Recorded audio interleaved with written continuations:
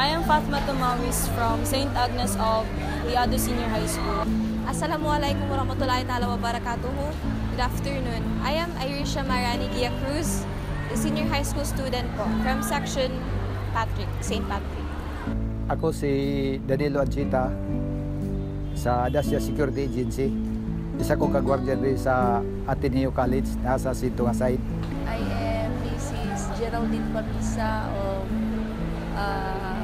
Senior High School Faculty teaching Filipino. I'm Judith Dalagan, a faculty here in the college unit. Peace for me is having harmony despite the fact of diversity. A lot of aspects like race or religion or kahit ano po. Parang you live in a place together while having harmony. Peace talks for me in simple words. No pain, no suffering, just equal. Ang ako ikasulti lang kaning sa bansang Moro ug sa gobyerno, dapat nagyoy peace talk para peaceful lang atong Mindanao. May dalawang kasi ang kahulugan ng peace sa akin. Kung peace sa lugar o sa lipunan, dapat walang violence.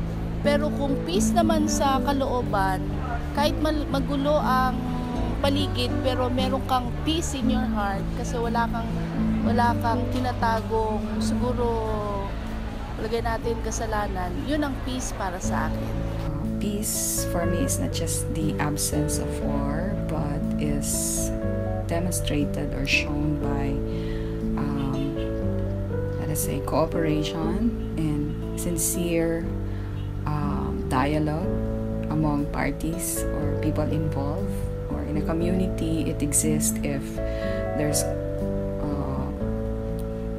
a sense of community. There's an open communication among members.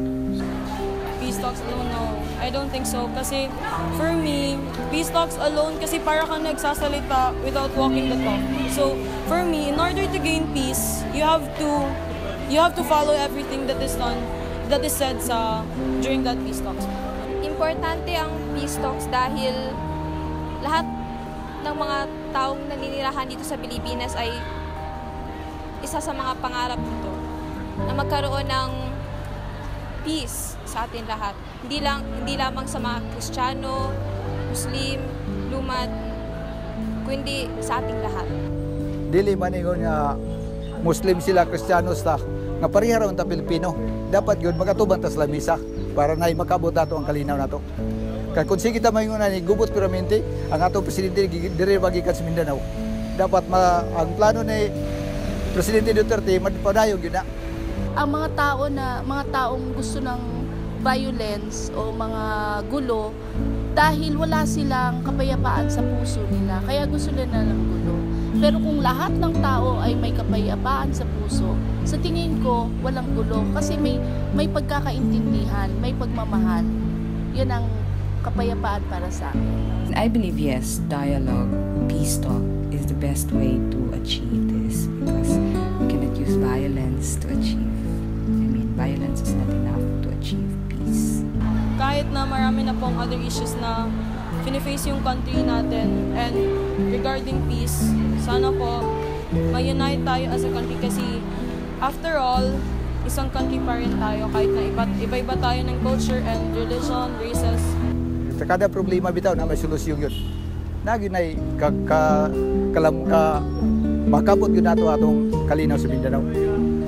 Hindi lang sa pakikipag-usap para magkaroon ng kapayapaan, pero dapat humingi tayo ng tulong sa Panginoon na bigyan tayo ng grasya na magkaroon ng peace dahil siya ang gumawa ng lahat.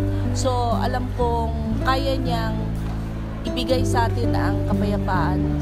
Kung ano man ang gusto nating kapayapaan, sa kalooban ba o sa lugar dito sa Mindanao. Yeah, I hope that those who would really who are into this would sincerely work for that peace that we have been longing to achieve. Because no matter what plans we want to have for our country or for our community, if division exists among us,